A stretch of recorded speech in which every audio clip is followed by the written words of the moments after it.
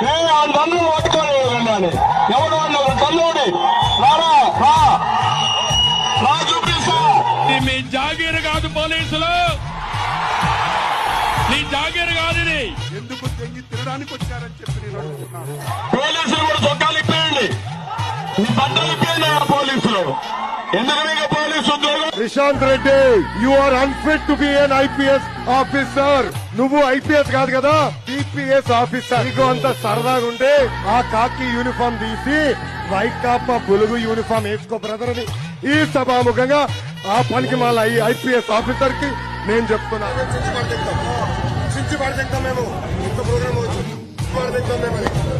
ఆ యూనిఫామ్ సిగ్గుపడుతుంది.